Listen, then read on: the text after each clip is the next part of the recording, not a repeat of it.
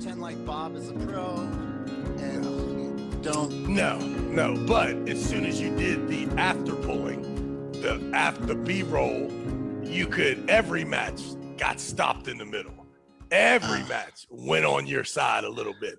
But it had nothing to do with the reality of what had happened 20 minutes ago. So although, you know, I beat Don Underwood really easy, but the third match was all B-roll, and I still won, but it looked like it was a long one. And I think that's great, right? I mean, there's nothing wrong with that. It would be the same as Camille and Annie Thorsdottir battling it out in the CrossFit Open, and you focusing 2 minutes on both of them slow motion thrusters, but not telling the true story that Annie's up fucking 79 reps. You can't really tell, right? Until it's over. So I guess what I've also sort of get on it, let's say you were truly putting together, how many teams were on Game of Arms? There were 5 teams. Okay. So let's say you were putting together. And there could have been 4 teams, but I think it was 5. Yeah. If you were putting together a true league and you were going to create teams and this was serious and you were going to give away $100,000 at the end of the year and it was no reality TV behind it.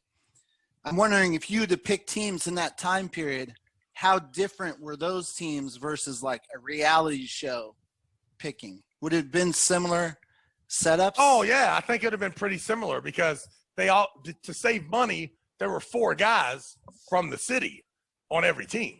So it wasn't a joke. I mean, Stephen Green, Don Underwood, Nick Zena, Don Fritchie, Ethan Fritchie, that is a team. There ain't no doubt about it. They just had a Cobra who ain't far from being their teammate because he's their boy. You know what I mean? So yeah, the Solaris and Dan Fortuna and those guys, don't get me wrong. Would Mike Solaris have probably went a little more foreign in New York if he wanted to build the greatest team ever? Yeah, I'm sure he would have, but it wasn't for that. It was guys that, just our boys. I think everybody who they took really serious, which I would say they took Mike Solaris really serious because he's a freaking stud. They took Dave Chafee and Bart Wood very serious, right? They took Craig Touye really serious. They took Tom Nelson. I mean, they heard about him, right away, so they went right at him. What do you mean? They heard he was nuts, so they said we need him on the show. 100%, yeah. Alan Fisher wanted his team in SoCal, but they didn't want a SoCal and a NorCal team, and it was easier to more manageable to bring Alan up than it would be to try to deal with traveling with Tom. But they listened to those guys. So those guys had a lot of input on who their teammates were too, as well. So did you ever come to a filming and they said anything? Okay. I told you before, we as normal people who watch television, you hear that, it's kind of fake. Like it's reality, but it's fake reality. Like they staged, you're mad at Tom, not Tom, because you guys really do have something, but how close was it to the fake reality TV where you staged? Yeah, I didn't think it was very staged yet. It was all staged. I mean, but I'm just telling you right now, if you put me and Don Underwood in a reality show, you don't have to give us a script. Right.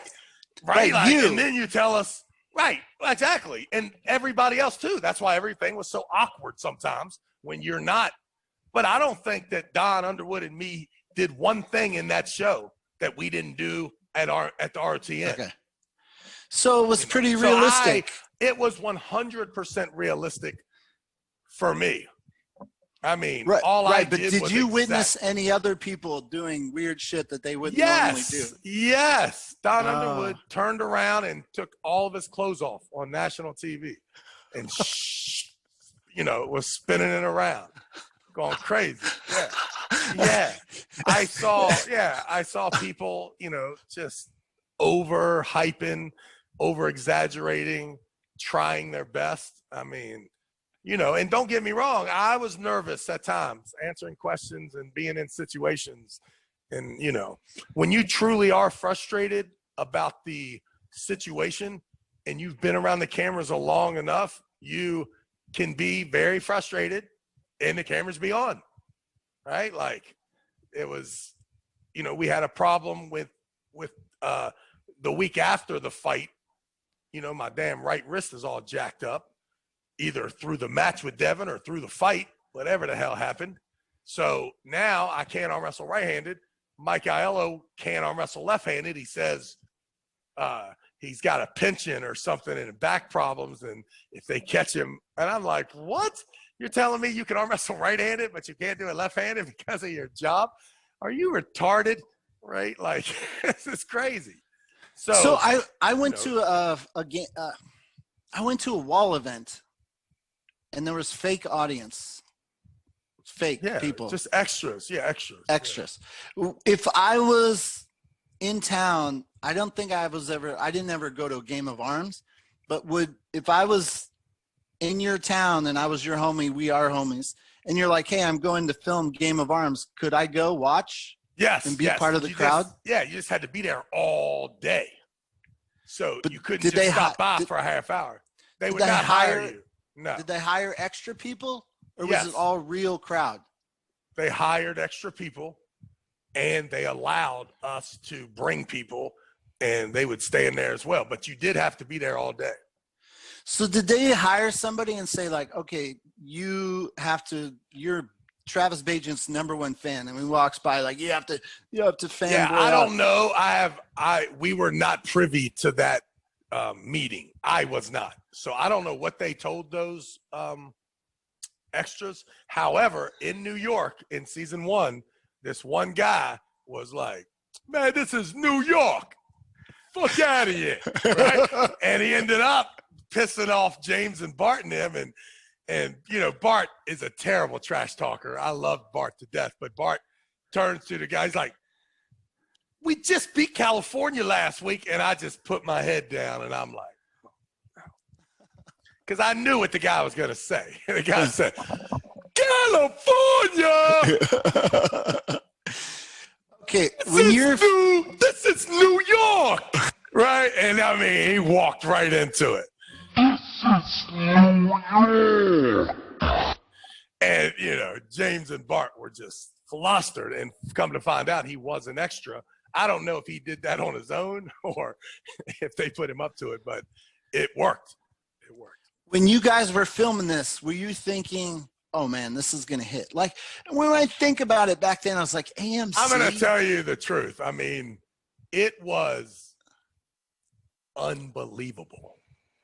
To see my commercial. Have you seen my commercial? Yeah. My Game of Arms commercial when I'm jogging. Yeah. Right. All right. Can you cut that right now? Snap, insert right there. There's 15 characteristics that make me the greatest, and just one of them is my strength. I'm the very best in the world at what I do. Gotta be willing to work hard at it. And when your hand's bleeding, you just wrap a towel around it and you keep working. I'm Travis Bagent, and I'm an arm wrestler.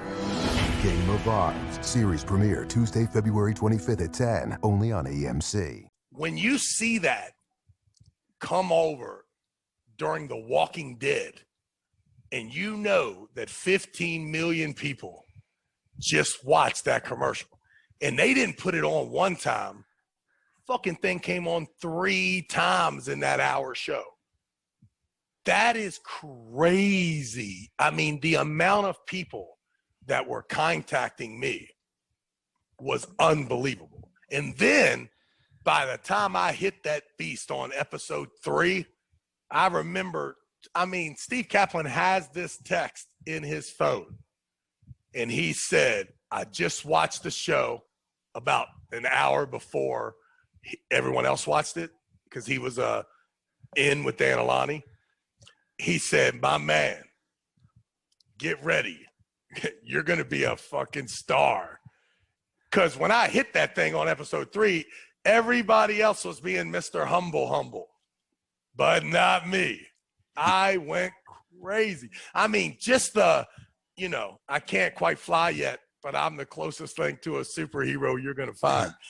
That, I mean, I had it, boy. Listen, I'm telling you right now, I had 50-year-old women and 15-year-old boys looking at me like I was legitimately a fucking superstar. Like hugging and squeezing. Like kids like, motherfucker's about to cry. And he's like, you came to my school 4 years ago. And I'm like, yeah, my man, I remember, my man. He's like, you don't know what this means to me. I'm like, get out of here. Guy says, Travis, I only want to meet two people, you and Ric Flair. I'm like, my man, I want to meet Ric Flair. Are you shitting me? Dude, it was unbelievable what that show did. Were you privy to, like, who made the decision that says we're going to do this on AMC, The Walking Dead channel? No idea. Yeah, listen, Breaking Bad. Three guys, Dan Alani. Oh, man, I'm going to mess up these names. There's two other guys. Matt McCarty, I think. Something like that. And Ethan, Matt, and Dan. So I got their names mixed up, but it was definitely Ethan, Matt, and Dan Alani are the three guys. Ethan and Matt was the true talent behind the camera, like serious. And then Dan, they all came, the other two guys and Ben Murray all came off of the Deadliest Catch episodes, and they were like all on that for seasons and seasons. And this was their new project, and they were studs, dude. I mean, the only thing they did wrong is it should have just been me. I should have traveled to each city that they picked. And when I got there, that team was all rallied around one guy. There was always some preliminary matches and tournaments and stuff, but ultimately the real deal was me. Because, man, when I hit, the ratings, boom. I mean, shit. And then everybody knew I was the dude. Yet, we had to spend so much time with all these other fucking crybabies and insecure human beings that just want to, like you, that want to talk about sad shit. As soon as somebody puts the camera, man, save all that sad shit. We don't want to hear that. No. Nah. I don't want to subscribe to any sad shit. Okay, so tease it for a second. I watched Game of Arms, but again, it's all foggy. But I did see some altercation B-roll. Did you know, some point Tom Nelson and I are going to get into a fight and his family? No. But you know what? Very naive of me, because they had filmed two other times in Northern Cal. And both times there was a fight. Tom got in a fight with Mike Solaris. He got in a fight with Don Underwood. I mean, those are real fights. I mean, yeah, real fucking, yeah. Like, motherfucker, you touch me. They were on camera. I ain't a bitch, right? So, gotta handle this. Do you know? All that, so those two sessions happened in season one, where, and then when Tom came to Erie, me and him, he pushed me in Erie in the first episode, right? Like, I mean, I'm turning back and he brushes my shoulder. It wasn't a big deal. But the fact of the matter is that if those people aren't there and that security's not there, we probably would have fought in Pennsylvania. And all that means is it is like two rabid dogs with, I don't care if I'm talking Craig Touye and Alan Fisher. If you didn't know, those are very two respectful, nice guys. These fucking guys were at each other, not in a fighting standpoint, but I'm talking about the intensity was serious, like very serious. Like, it was always like that. Like, guys went as hard as they possibly could, right? And you add that to the fact that I am extremely more talented than Tom, right? Okay. When you're starting filming,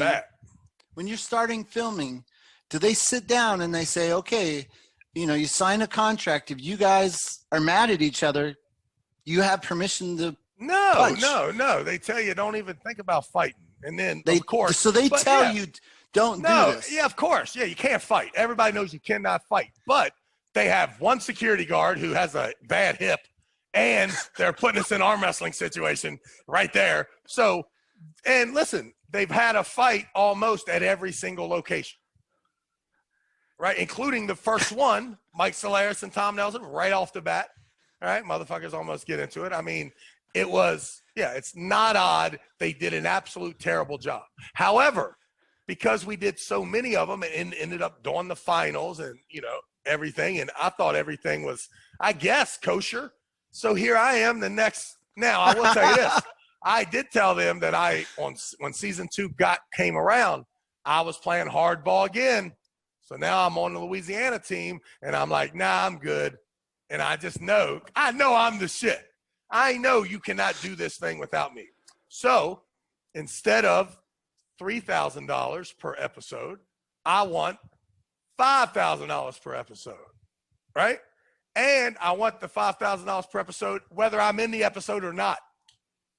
Last year, I only got $3,000 per episode, and I had to be in the episode to get the money. So I only made $12,000. This year, I'm going to make $40,000. I ain't doing the shit. Episode 1, they finally say, no problem. We got your $5,000. We'll see you in NorCal. Because they recognize your energy, and like it boosted things, right? I mean, dude, I watched these guys spend $25,000 on heaters the day before we arm wrestled in Erie because they wanted to be in this warehouse that was fucking 30 below. Like, they had a tremendous budget. I think they had about a $2 million budget per episode. What, $2 million? Or $2 million for 8 episodes. I don't know. I kept hearing it's $2 million. All I know is they had the money. So I was like, I'm not doing it. I finally get crunch time. Boom. I'm on the Louisiana team. In 10 days, you're going to NorCal. You're going to pull Devon Larratt. I'm like, okay, hold on. We'll get back to that. We'll get back to the Devon stuff. So everyone's messaging.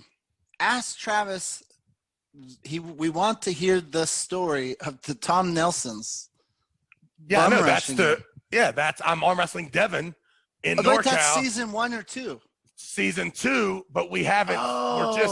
We're just filming it. We haven't we're just shooting it. We haven't. So this Tom Nelson stuff didn't happen in season 1. No, season 2.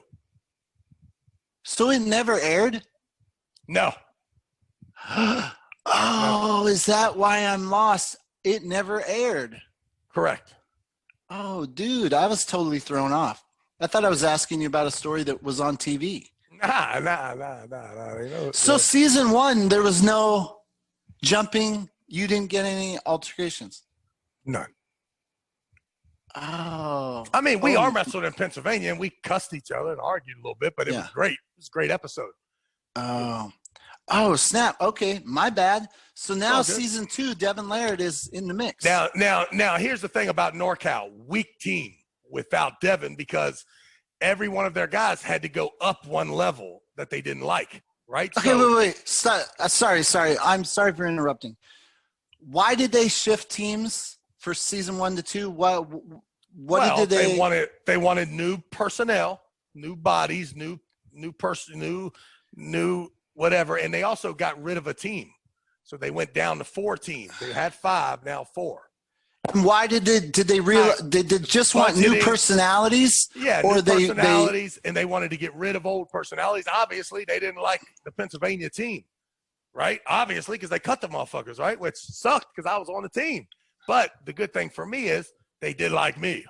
So I got to roll. And did they tell you why PA They did not, because they know that Bart and them's my boys. You know what I mean? I don't know. They put me in a hell of a position. Now, it wasn't like, if I'd have said they either stay or I don't go, they would have said, okay, well, we love you too, Travis, but we're going, right? They didn't give any situation where, we could keep the Pennsylvania team. And that's probably just Hollywood.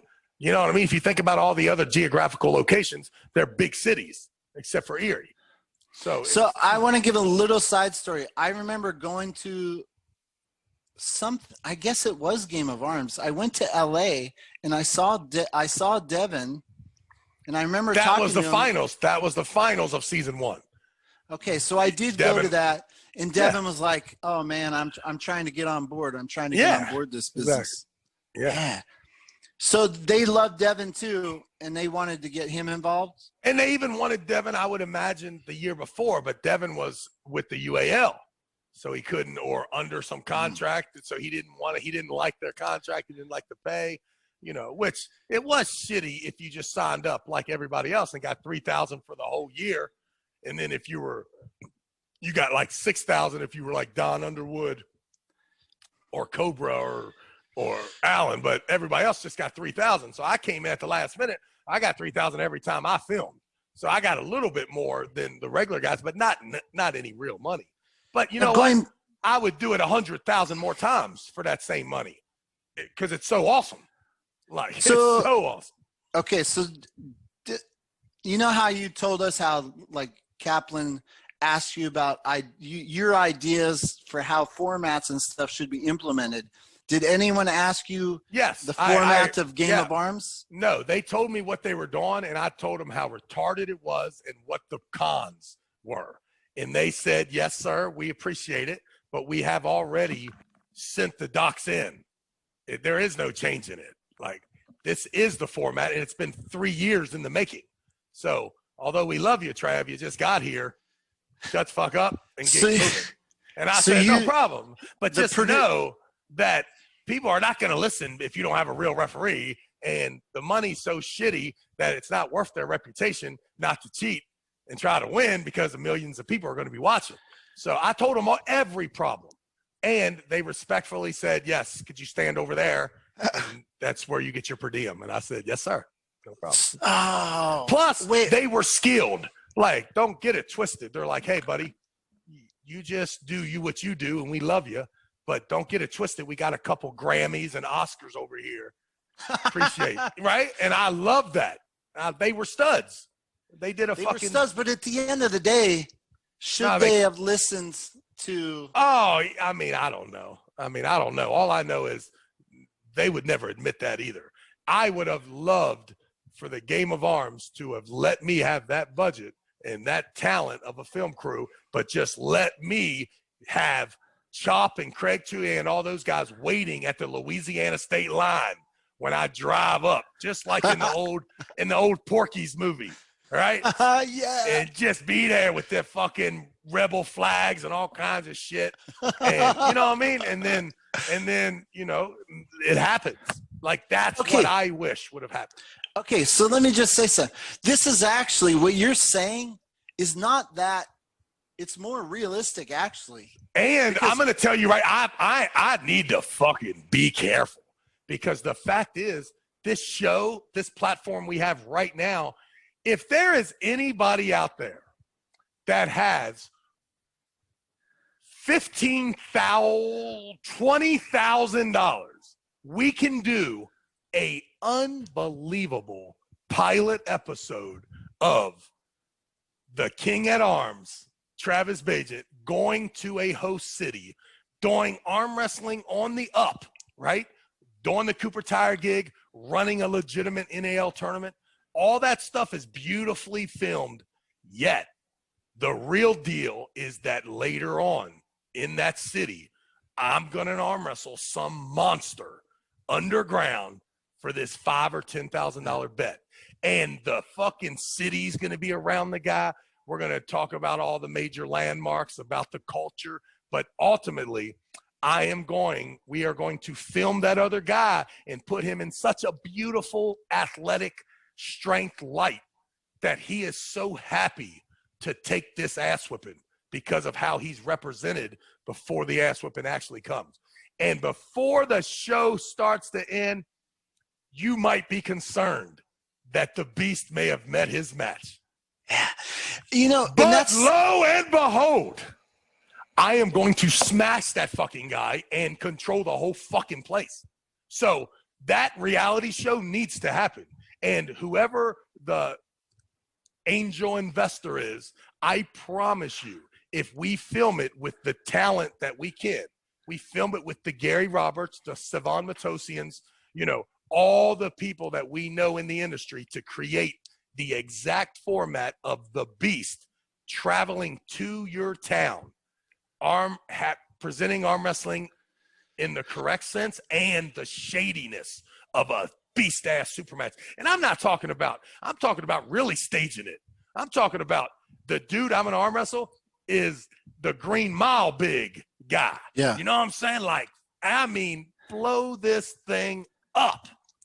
Yeah, but that guy Let me know. You're the one that's saying I got to worry about broken arms. That Green Mile dude is going to get his arm broke too. No, I am so skilled, Gary. Are you shitting me? Do you know the difference? Do you know the difference in me and your coordination level? No, but the Green Mile guy, they can break their arm, right? The Green Mile guy would say, "My Lord, what is that?" Do you know how strong I would be if we had this production? Oh, man, it would be amazing. So, listen, I need an angel investor. I need $20,000. You will watch. You will help me produce it. $20,000 is not a lot of money to produce a stellar 1-hour show. It's almost impossible. I can't do it, except I can do it because of Savon, because of Gary Roberts, because of the amazing film guys that I've had in my life that would do me a favor to film this first one. After that, we ship it to Hollywood, and we are freaking rolling. And the funny thing is that is more realistic to happen than these teams traveling around and having it. It's the unbelievable truth. And like, I remember, if we would have, for some reason, when I Jake went Smith to that comes to mind. I remember Jake, he was talking trash with somebody. I can't remember, it was in like Nevada or Colorado or wherever, but you know, Jake had to go out of town. He goes in enemy territory.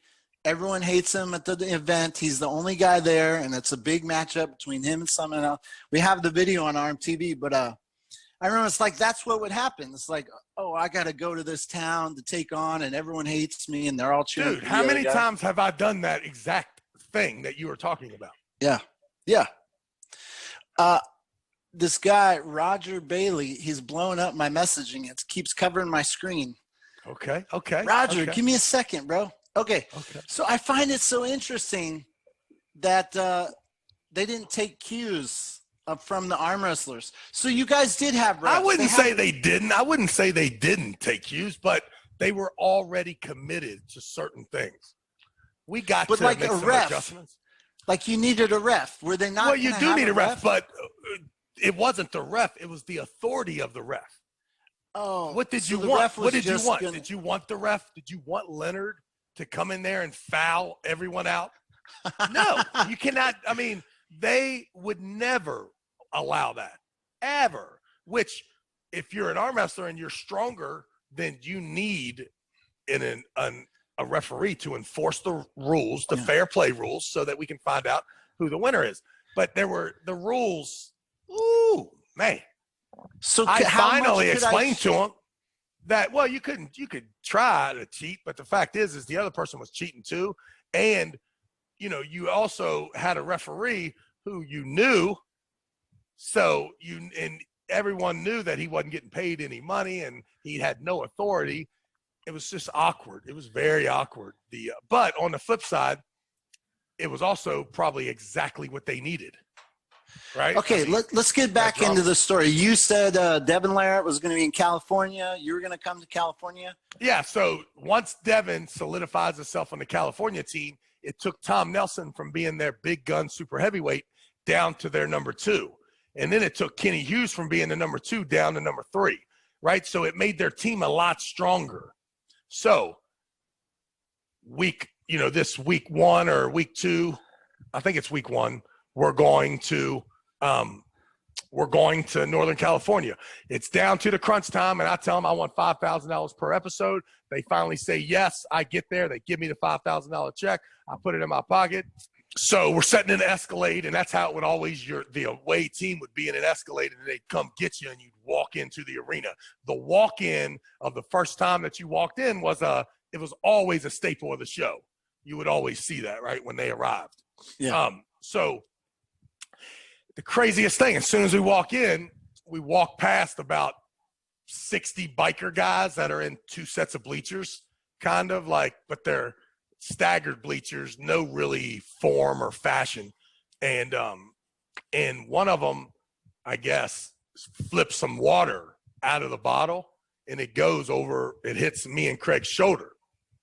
So I looked right at Craig. He looked at me, and his eyes, you know, Craig Touye, man, he is not a mean guy or a nasty guy, but if you throw water on that guy, he's going to want to know what happened, right? And as soon as he looked at me, I put my hand on his shoulder. I said, my man, do not turn around. He said, what, Trav, what, motherfucker? You know how he is, right? And I said, Craig. This is on camera. Yeah, this is all on camera, I'm sure. Okay. I said, Craig, if you turn around or I turn around and there's a person standing there with a water bottle saying, fuck you, then you got to fight that guy. We hope you like the content. Thanks for stopping by. Please leave a comment, like, share, and subscribe. Now click that little bell icon so you get notified. This was Gary Roberts and Travis Bagent live. Damn it! Do something else. Don't ever say them 2 names to me.